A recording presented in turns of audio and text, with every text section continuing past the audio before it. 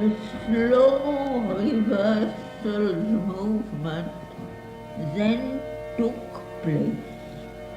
A gas belched out from some invisible shaft, of its dense rings were formed these million stars upon earth's newborn soil. God's tread was heard.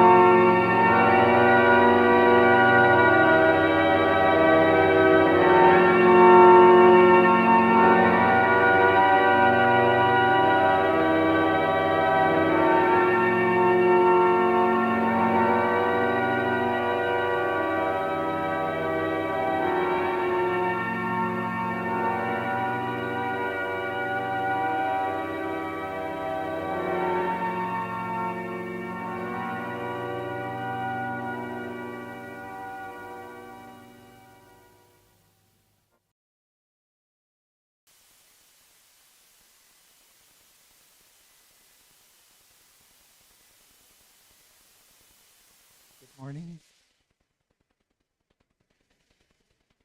We're reading in Book 2, Canto 1, the World-Stair. We've come to page 100 at line 186.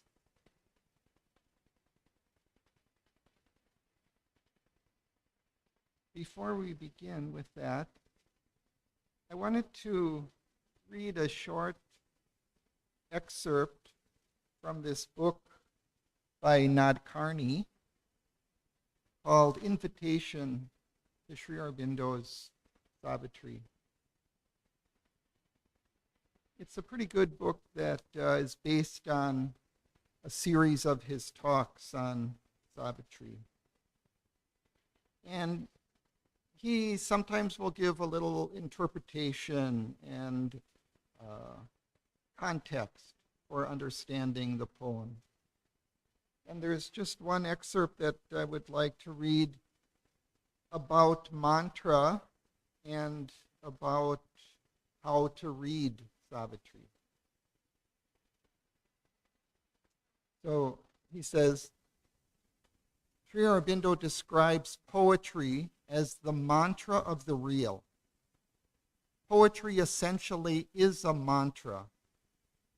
And how does he describe a mantra? The mantra, the poetic expression of the deepest spiritual reality, is only possible when three highest intensities of poetic speech meet and become indissolubly one. What are these three highest intensities?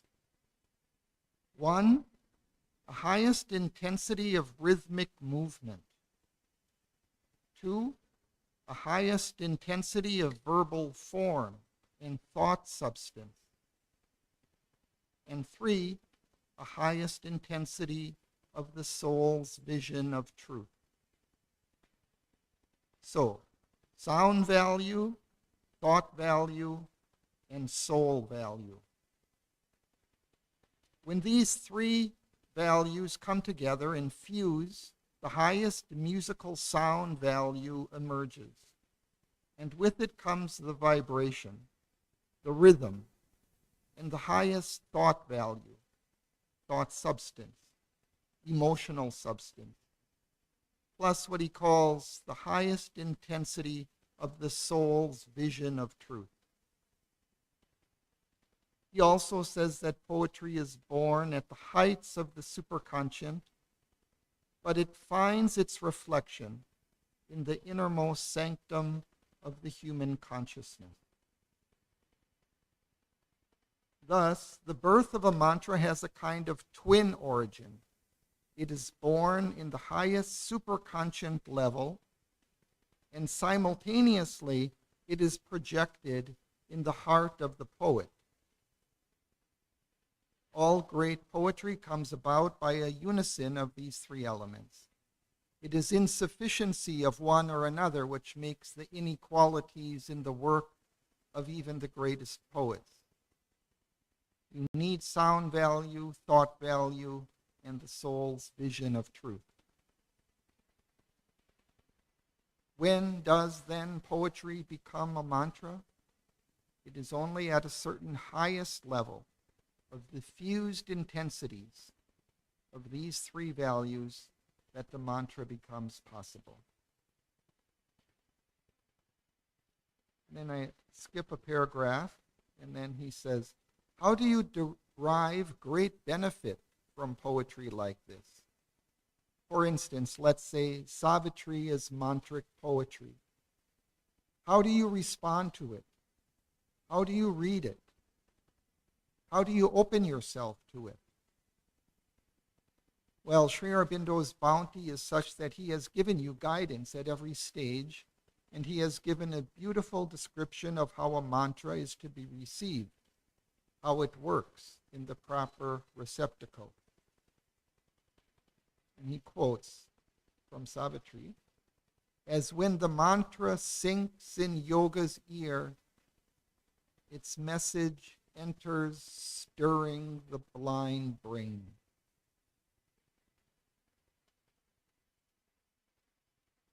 When you first hear a mantra, naturally, being a mental being, you will try to understand it in intellectual terms. Your first approach is through the mind. It creates some kind of a stir at the intellectual level. And he quotes again, and keeps in the dim, ignorant cells its sound. Every mantra has a sound body, and you can't leave out the sound body and take only the meaning. Mantra has no meaning. Mantra is itself its own meaning. The entire thing comes with this body. So when we receive it, we try to receive the physical sound, the sound body of it at one level, and the meaning of it we try to analyze. Now, as you know, many of us have probably chanted the Gayatri mantra, and the meaning of Gayatri itself is very simple, very straightforward. And you wonder, what is the great potency in this Gayatri mantra? Because intellectually, all it asks for is illumination, the highest light to illuminate your ignorance, your intellect. What the mantra says, your outer ear cannot hear. Your outer mind cannot perceive. Before you can really perceive what the mantra says, as the poet himself explains here, the outer mind, the outer consciousness, has to settle down to what is called a receptive, hushed silence. He says, he's quoting Sri Aurobindo, the hearer understands the form of words, and musing on the index thought it holds, it strives to read it with the laboring mind. So you look at the etymological meaning of this word and that word. You read commentaries on this and that. There are big fat books on each one of these mantras. You read all those and become a pandit. You know the meaning of everything, and yet you haven't really understood the potency of the mantra, the power of the mantra. You haven't yet felt it. I'm quoting again from Sri Aurobindo, Savitri.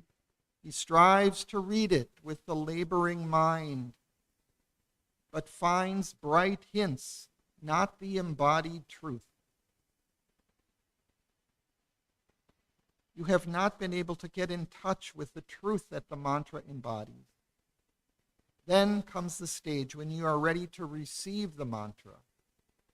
Receptivity, to be a good listener, is itself a difficult art.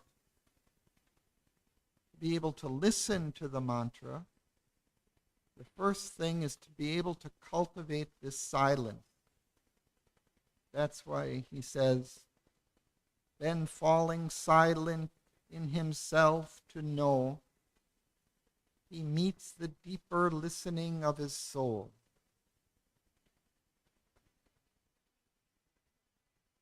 Once you are given to the chanting of this mantra, after a while, your physical mind doesn't have to pick it up. It keeps repeating it from within. And gradually, if you are really poised in the right mood of receptivity, he meets the deeper listening of his soul. The word repeats itself in rhythmic strains. You don't have to repeat it. The word itself has got hold of your being. Then once that stage comes, quoting Sri Aurobindo, thought, vision, feeling, sense, the body's self are seized unutterably, and he endures an ecstasy and an immortal change.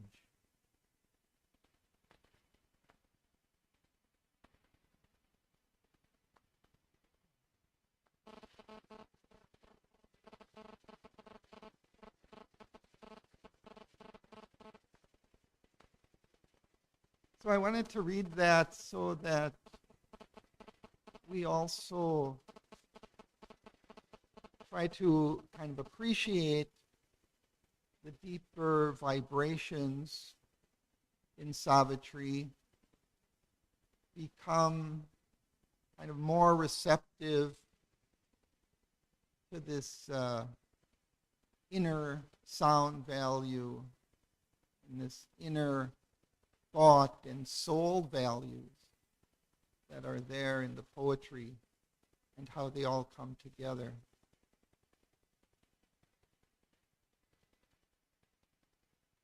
One of the things that I'm getting some feedback from is that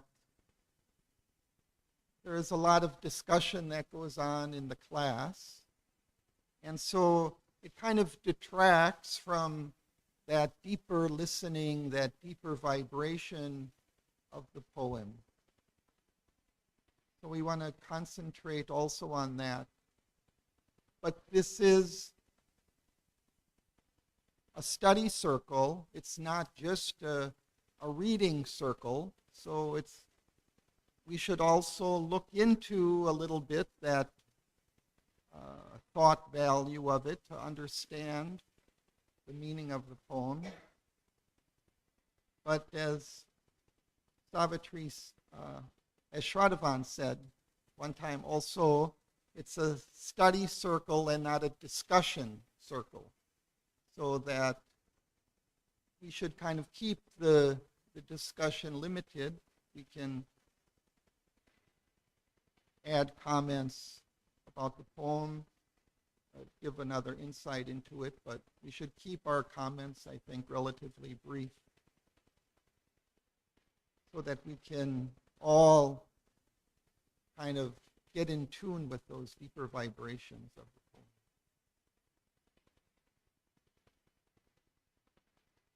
So with that, we can continue.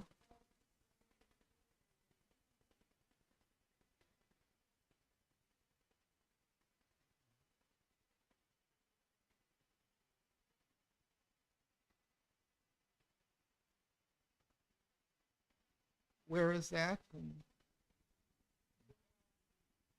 I don't know if Patricia is doing right now, but B might have a reading.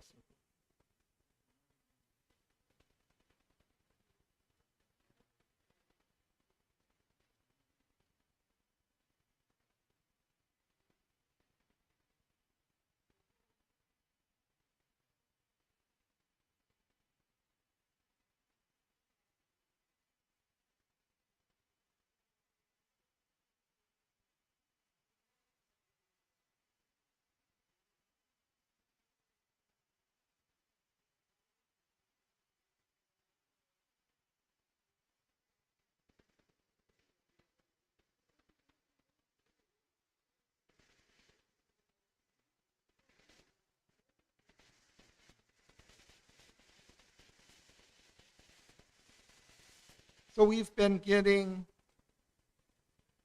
in this canto, an overview of the hierarchy of the worlds.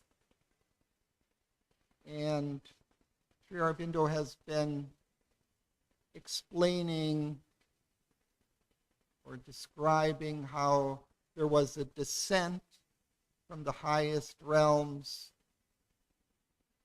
down towards the inconscient. A descent of the consciousness, a kind of lowering of the consciousness until it entered or became the inconscient. And step by step it came down and created these worlds, these hierarchy of worlds, which are different levels of consciousness. And then once it reached the inconscient, everything was packed within that inconscient. Although hidden, withdrawn from the surface, it gradually begins to emerge in the course of evolution. And step by step, we can climb up these different levels and experience also these different worlds of consciousness in the ascent back up towards the Supreme. And we see here that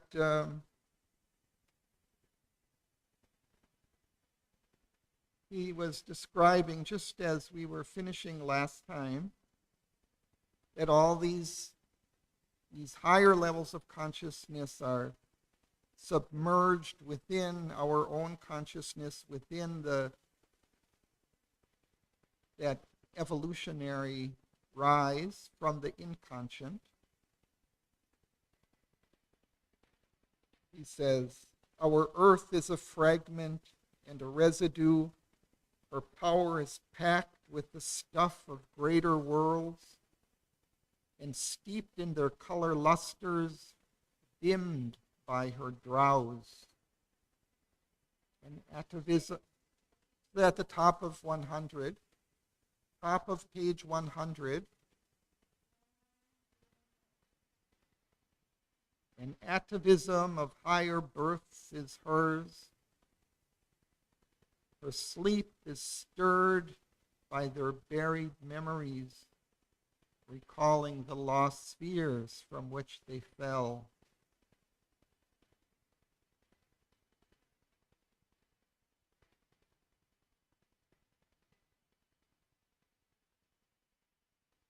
So we can continue now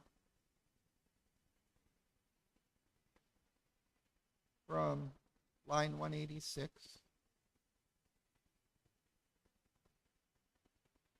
And perhaps you have it?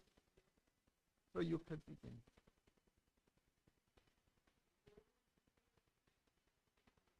No, I don't think so. 186.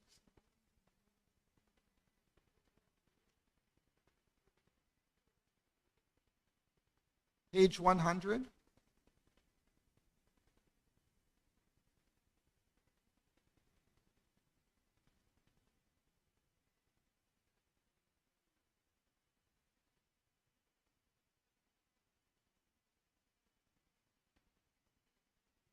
Do you have it now?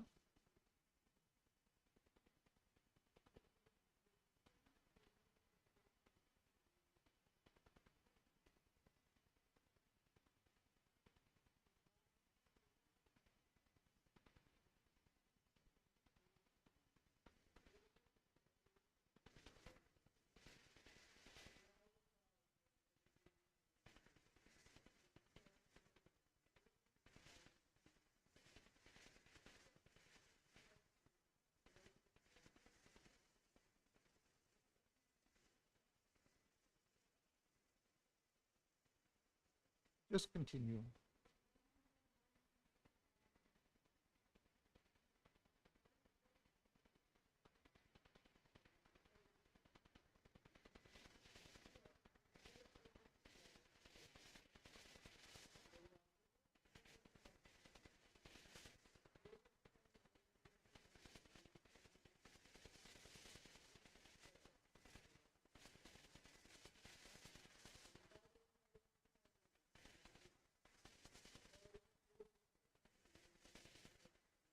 Thank you. Let's just pause there.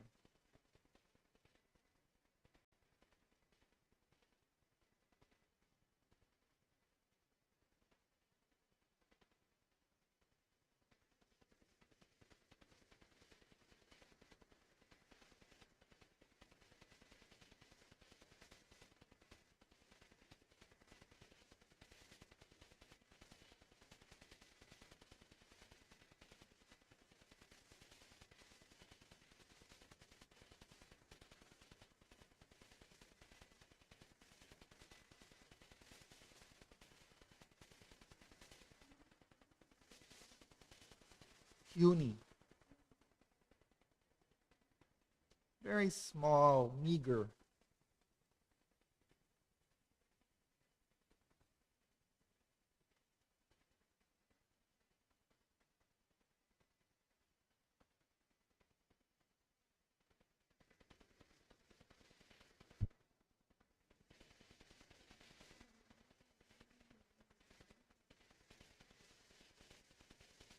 Can you just read the line so I know?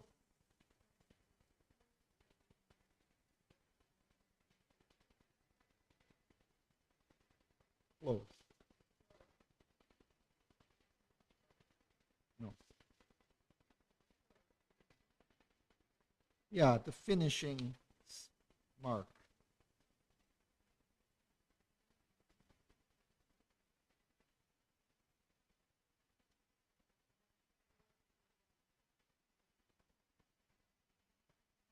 Yeah.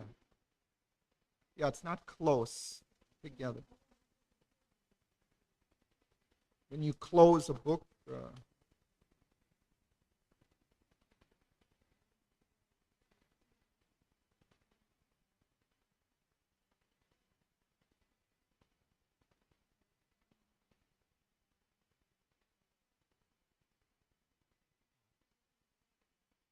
okay. The passage, it's very interesting. So let's go back to the first two lines. The calm and luminous intimacy within approves her work and guides the unseeing power. So there's a divine wisdom within, this intimacy, luminous intimacy within, guiding the unseeing power, the unrolling of the evolution that is taking place kind of unconsciously still. But within, there's a wisdom behind it, guiding it. So then, but it's a work in progress, this evolution. It's not finished. So an attempt, a drawing half done, is the world's life. It's like an incomplete sketch we see here in this world. It's not complete, it's not finished. Its lines doubt their concealed significance. The lines of the evolution that we see here, even the shape of the world, of events and of circumstances, the lines are just kind of a sketch of something that hasn't completely been drawn out yet. It's not filled in. Its curves join not their high intended close.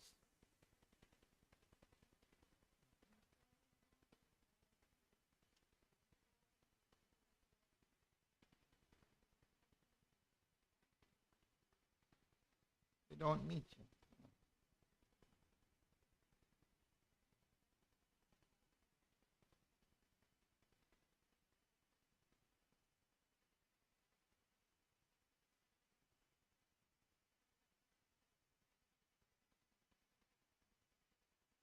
So then he says, and yet some first image of greatness trembles there.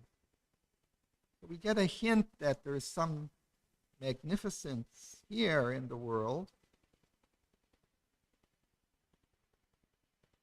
And when the ambiguous, crowded parts have met, the many-toned unity to which they moved, the artist's joy shall laugh at reason's rules. So we kind of criticize, the present circumstances because, we see that incompleteness and that deficiency, but the artist within sees that this is a drawing in progress and that when it becomes complete, you'll see the magnificence and beauty in all its splendor. But first we have to start with these sketches, these outlines of the forms. Then we can fill in the colors.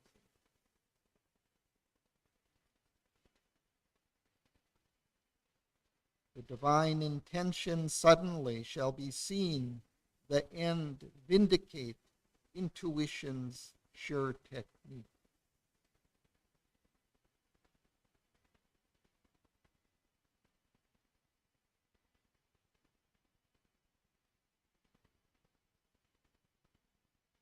Maria?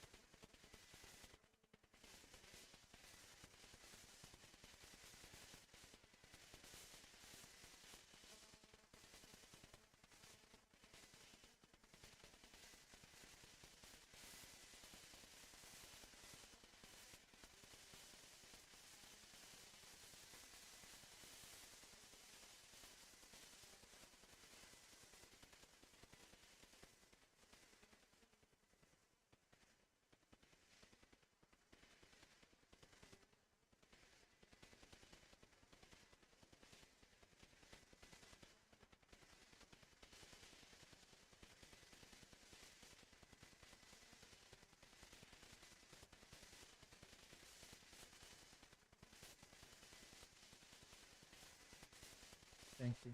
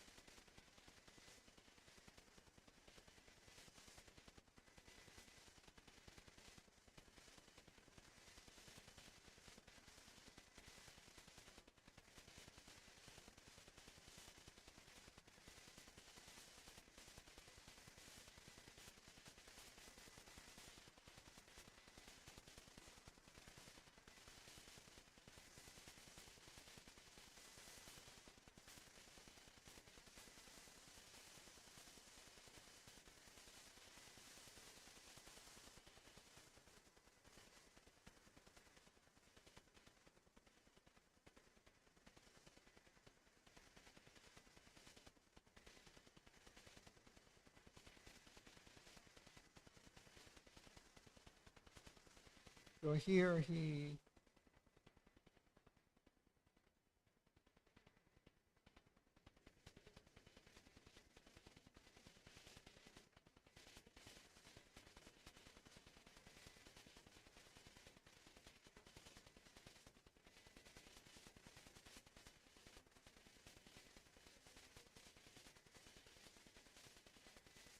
well, my take on it is that the creator, this artist who's behind this creation, that he has intuition for this. So he's in the process of creating this world, and he does it intuitively. He doesn't do it according to reason. And so eventually, when it comes to its higher completion, let's say, then that intuition will be justified. And the reason that looks at it and says, "Oh, this is a big mess. There's too much pain and suffering, and there's too much ugliness and all of this in the world." We complain, but behind it there is an intuition that this will vindicate all of this. And in this sentence here, he's describing that it is going to come into a perfection. And not only that, that it's an integration of all these different worlds taking place here in this world and in mankind. A graph shall be of many meeting worlds, a cube and union crystal of the gods. This cube is kind of a symbol of perfection, everything brought together.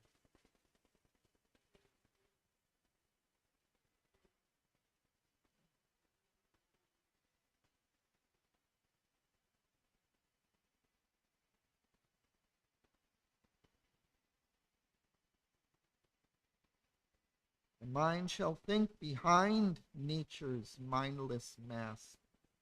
A conscious vast fill the old dumb brute space. And this faint and fluid sketch of soul called man shall stand out on the background of long time, a glowing epitome of eternity. Epitome, a representation, a summary, an example.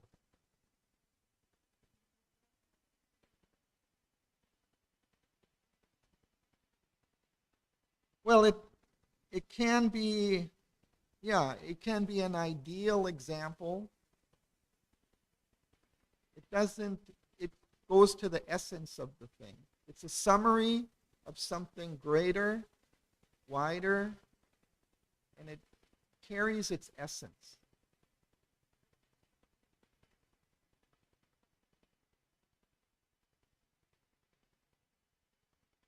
Say a perfect example.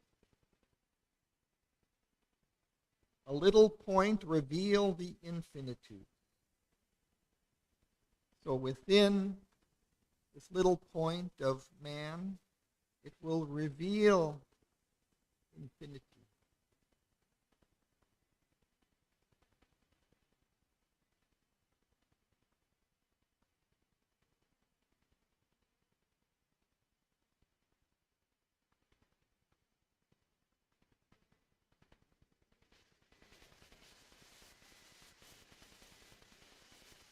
Well, man is kind of at present, only kind of a sketch of the soul. The soul within is not able to impress itself fully in the outer life of man. It casts its influences, it directs its evolution, but it isn't able to fully express itself yet. So mankind is only kind of still a fluid sketch of that that's changing, slowly growing into a perfect expression of that soul.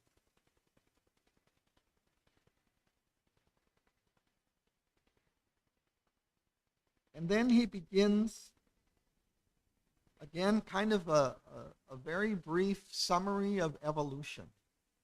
We've just started it. He says, the mysteries process is the universe. At first was laid a strange anomalous base, a void, a cipher of some secret whole. So he's saying first, a basis for the evolution was laid, the inconscient, where zero held infinity in its sum. Is a zero, a cipher is a zero, an emptiness, kind of a void.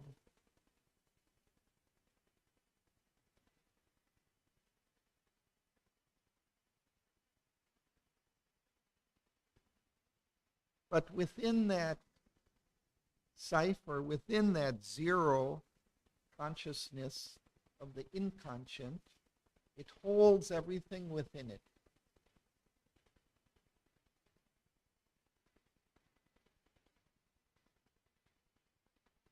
A little bit perhaps like a black hole, which everything is collapsed inside this very dense matter of the black hole. Everything is contained within it, and then at some point it blows up and all of that comes out.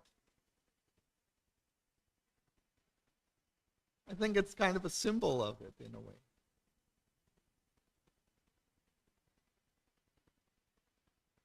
So all and nothing were a single term, an eternal negative, a matrix, naught. And then into its forms the child is ever born, who lives forever in the vasts of God.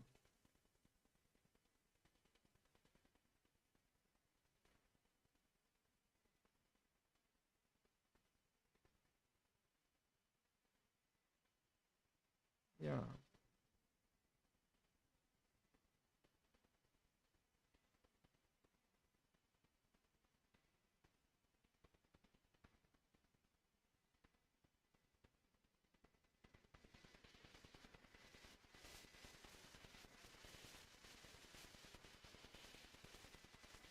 Yeah, he brings the two together.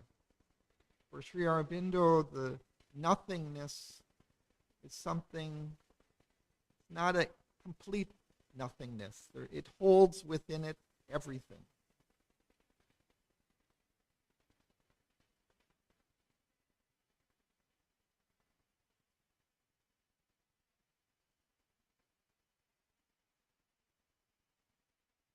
That child is interesting.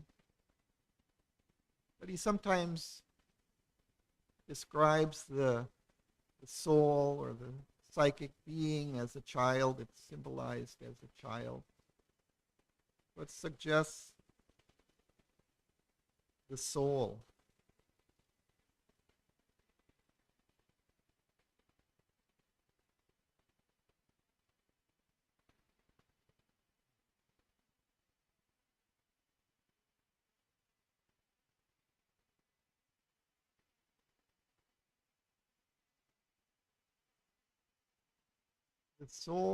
The soul is ever being born within these forms of matter.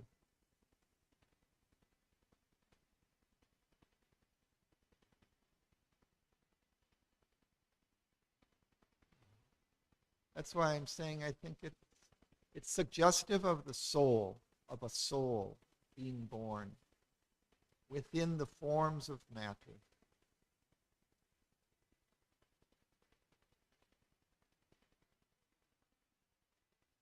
like a new being, the coming being, perhaps, like that.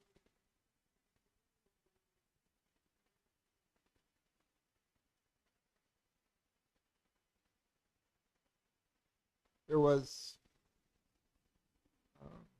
in the secret knowledge, it said, whoever departs, I will not leave. The Supreme was saying to nature, he is always there. He will not depart from nature. He is always with her. So this is like here into its forms, the child is ever born. He is always with nature, his soul.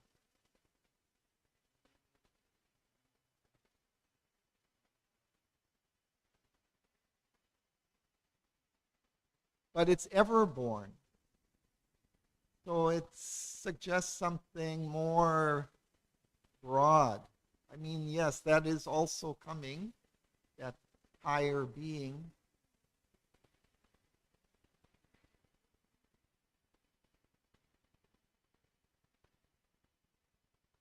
Here we can continue, Praveen.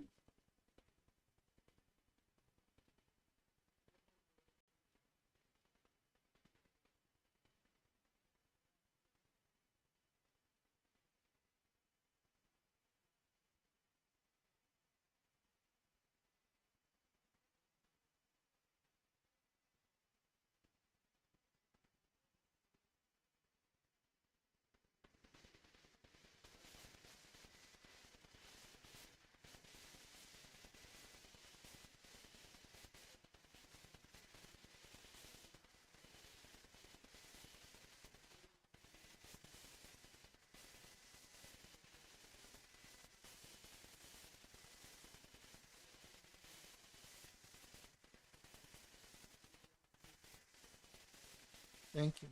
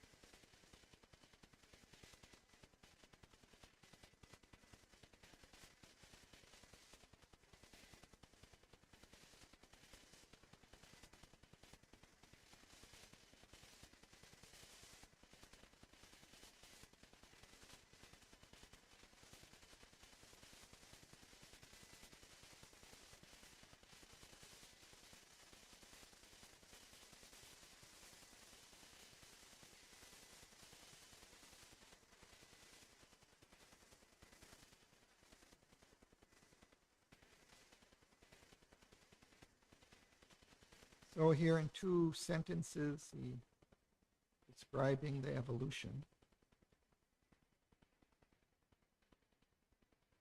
beginning with that explosion from the black hole that I was talking about. A gas belched out from some invisible fire. Out of its dense rings were formed these million stars. Upon Earth's newborn soil, God's tread was heard. Across the thick smoke of Earth's ignorance, the mind began to see and look at forms and grope for knowledge in the nescient night.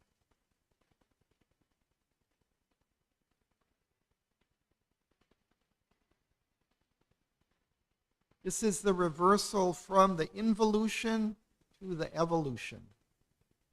So he's just described before that the inconscient, that basis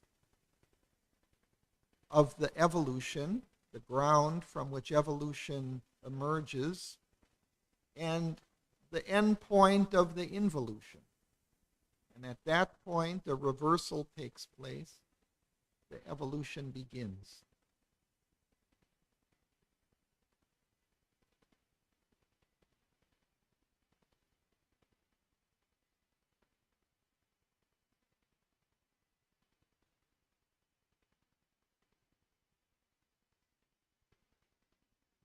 So mind groping for knowledge in the nescient night, caught in a blind stone grip. Force worked its plan.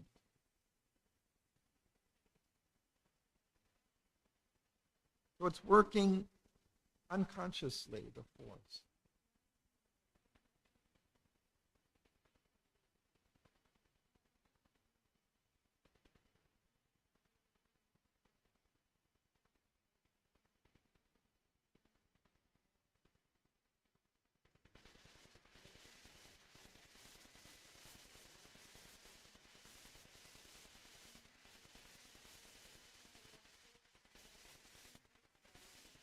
Yeah, they definitely do. That's the whole kind of fascination of science fiction, that they catch glimpses of truth and possibilities.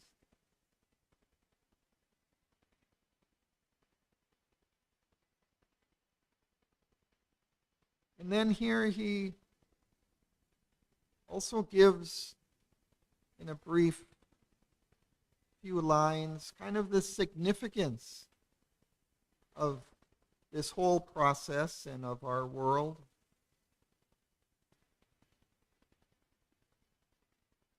So, force worked its plan and made in sleep this huge mechanical world, that matter might grow conscious of its soul.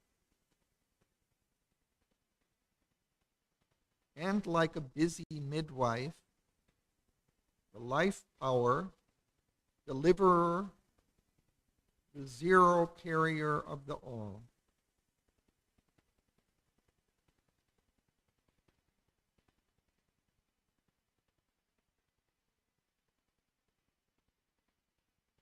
Well, we talked about that inconscient being like a cipher, an emptiness, a void, a nothingness, but which contains the all. Everything is contained within it. So then, in the course of the evolution, it delivers that all, that completeness, that fullness that is held within it. Like a busy midwife, it delivers this child.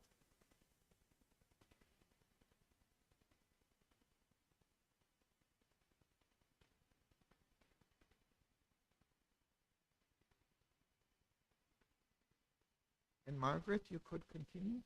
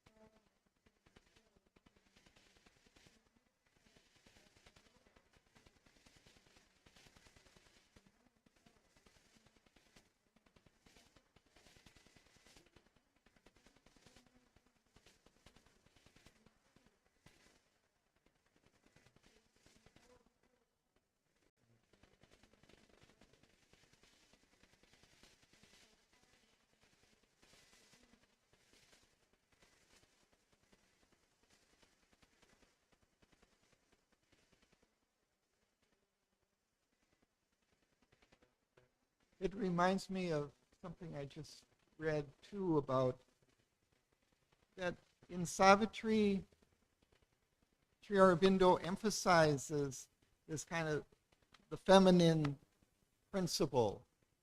Like before, we've always had these avatars, like Rama was a great warrior, and you know they'd fight and you know beat down the asuras. But in Savitri, you know, she comes with love and to save humanity, and here this kind of image also of midwife, of kind of helping the creation along and bringing it out and having it emerge into kind of the fullness of its being. It's all kind of representative more of this feminine principle, which is in the forefront of Sri Aurobindo's teaching. And he put mother, you know, kind of out front, and he kind of stayed behind the scenes more. She was directing the ashram and interacting with the disciples and nurturing them and nurturing all of us. So that kind of principle, it's much more strong here in Savitri and in Sri Aurobindo's teaching.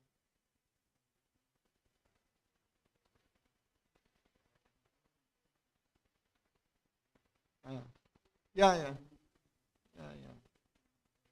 Mm.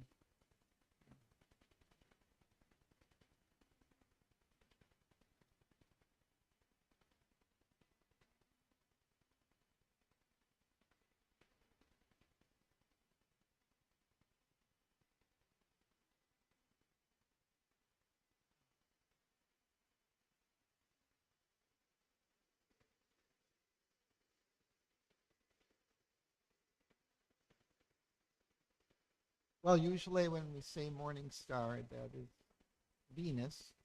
That's also kind of a feminine principle also.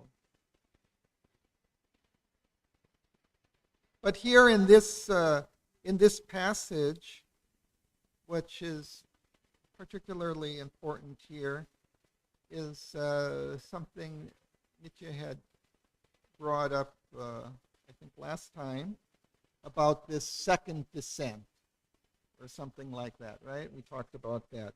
But here it says, because eternal eyes turned on earth's gulfs, the lucent clarity of a pure regard, and saw a shadow of the unknowable mirrored in the inconscient's boundless sleep, creation's search for self began its stir.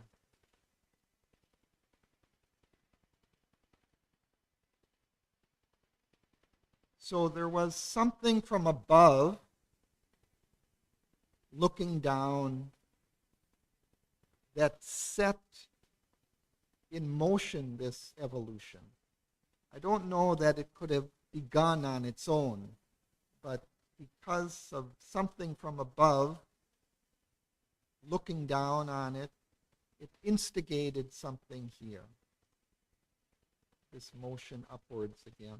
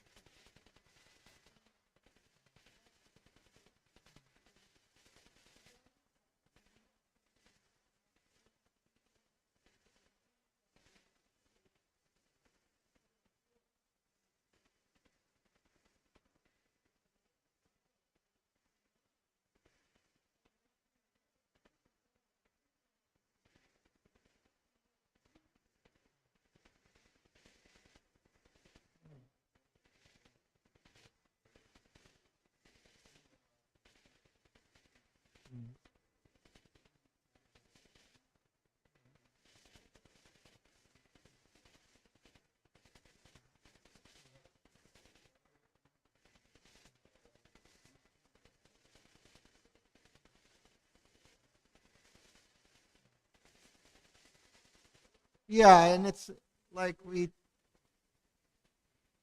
look at it, in this kind of linear, time-bound way. But like as you're saying, all of these things are there at once. This descent, this ascent, and even that perfect creation in the middle.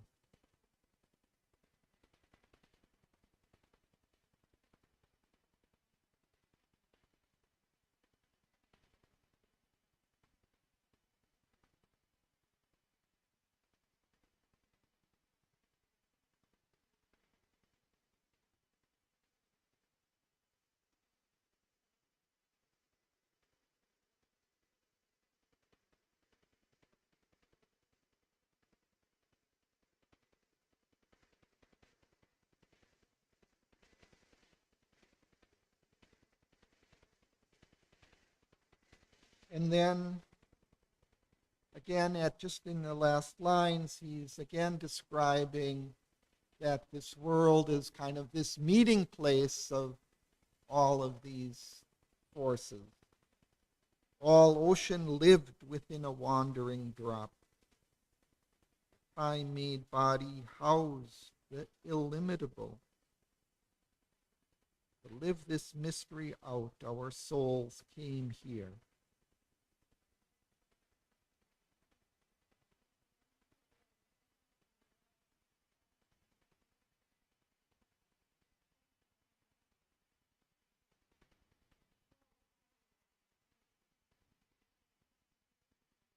Yeah, exactly.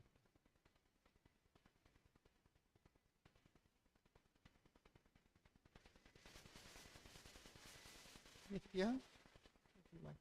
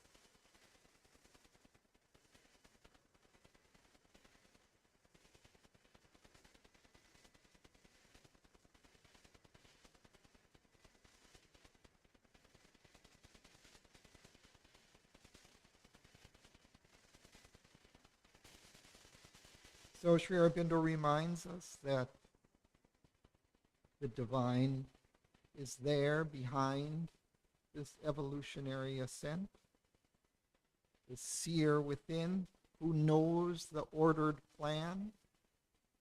This evolution is an orderly plan, a process, going step by step, of which we're in an unfinished phase. And this presence within inspires our ascent to the heights.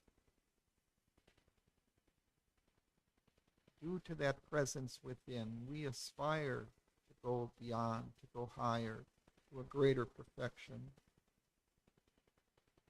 And his call had reached the traveler in time, Aswapati.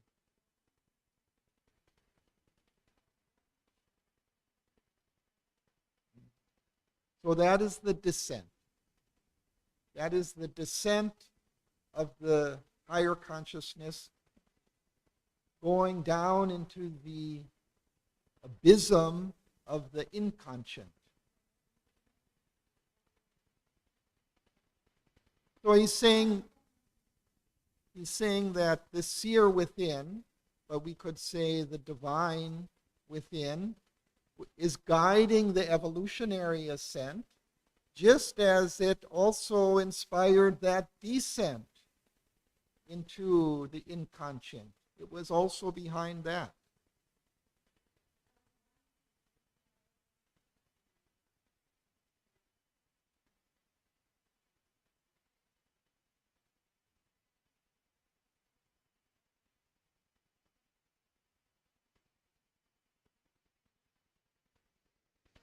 So then he describes Aswapati, apart in an unfathomed loneliness.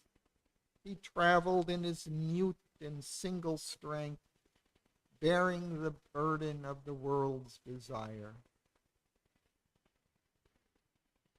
This world's desire is also repeated, because he had started a canto, a world's desire had her mortal birth. That's just at the beginning of his. A world's desire compelled her mortal birth. That's how he begins describing Aswapati in Canto 3. He represents that world's desire. He is leading that world's desire in its upward thrust towards the divine.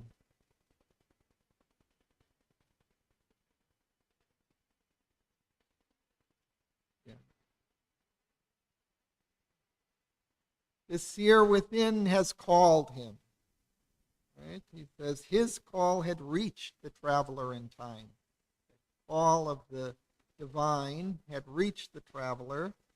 And then here it again says, a formless stillness called, a nameless light. Above him was the white immobile ray. Around him, the eternal silences.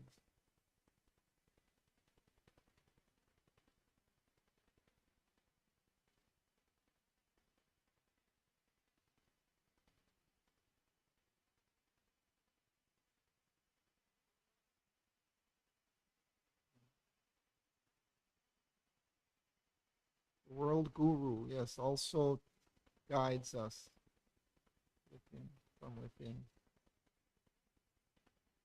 So, and then he quickly goes through again Aswapati's ascent. World after world disclosed its guarded powers, heaven after heaven, its deep beatitudes, but still the invisible magnet drew his soul. So he's climbing up, he's giving a kind of a brief summary of what's to follow, climbing through these worlds. And then figure soul on nature's giant stair, he mounted towards an indiscernible end on the bare summit of created things. That's where he comes to at the end of Book 2. After climbing through all of these worlds, exploring them, describing them, he comes to this bare summit, and there meets the mother. So we will go through all of that.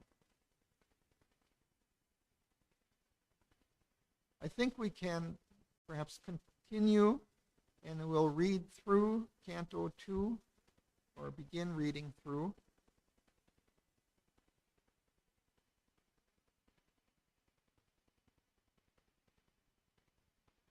So who's next? Are you next? You just said, okay. So Paula?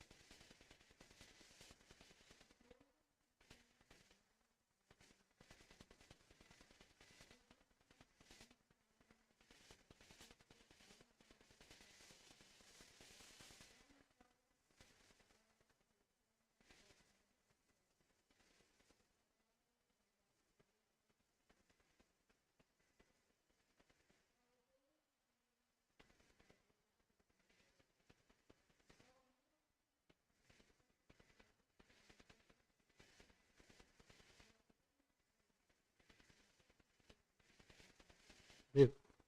Thank you. B, read. B.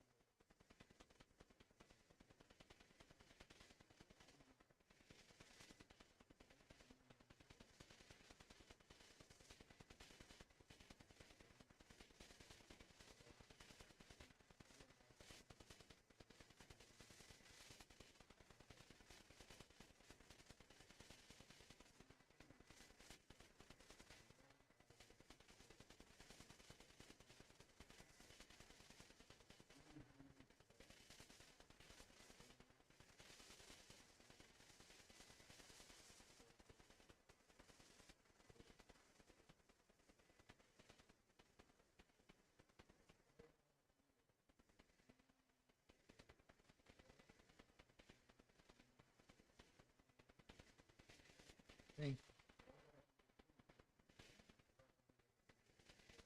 Thank you, Dee. Suresh, would you? He's not following the book.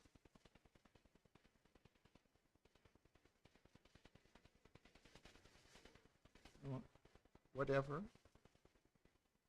Whatever our hearts can.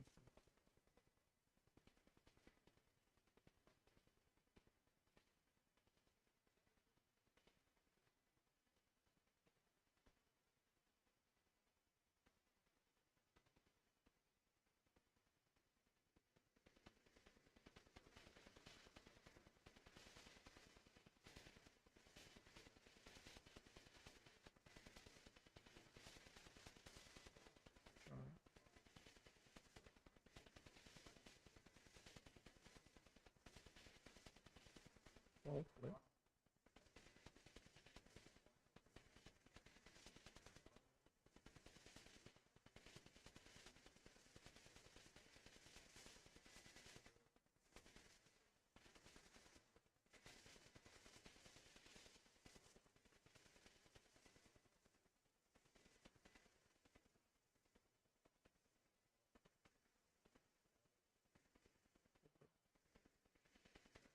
River.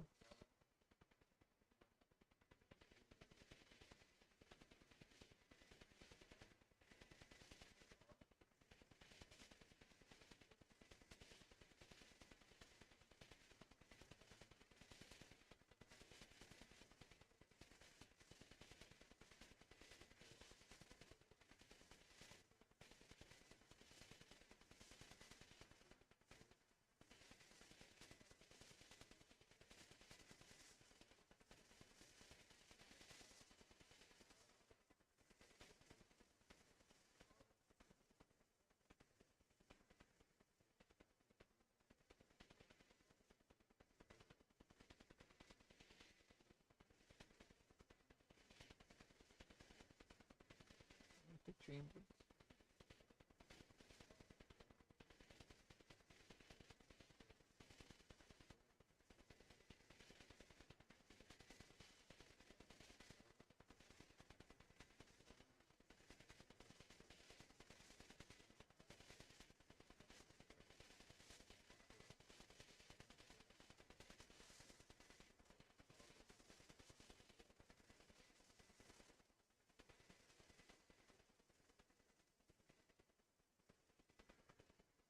Mingling.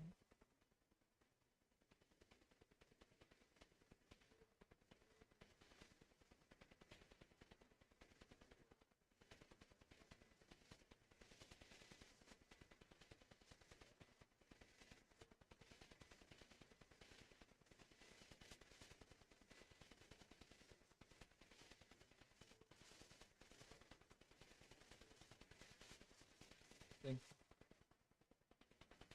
I'll continue. As yet unwrapped in earthly lineaments, already it wears outlasting death and birth, convincing the abyss by heavenly form, a covering of its immortality, alive to the luster of the wearer's rank, fit to endure the rub of change and time. A tissue mixed of the soul's radiant light and matter's substance of sign-burdened force, imagined vainly in our minds thin air, an abstract phantasm mold of mental make.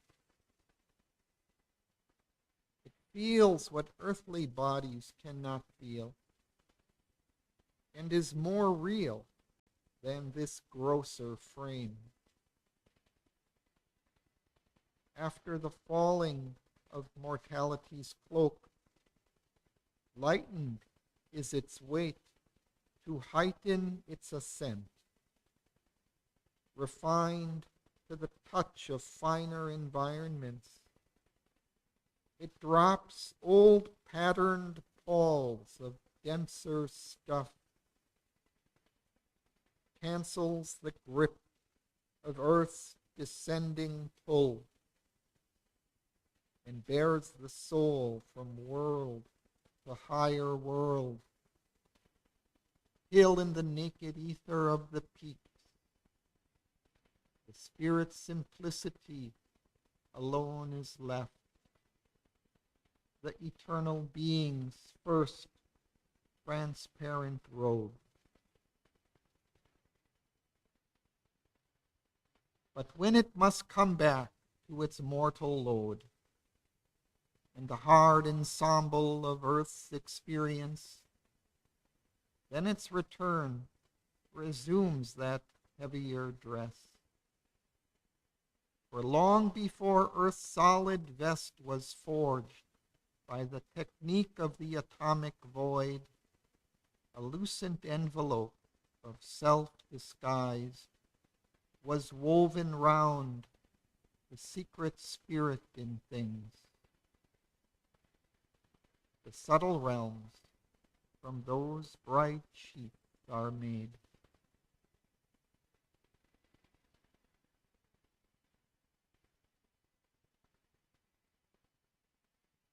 So we'll stop there for today.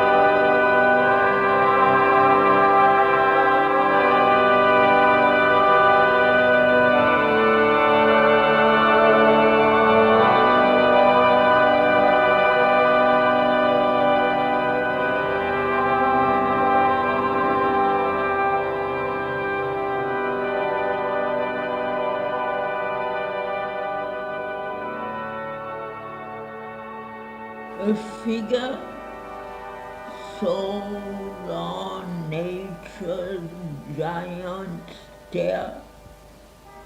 He mounted towards an indiscernible end on the bare summit of created things.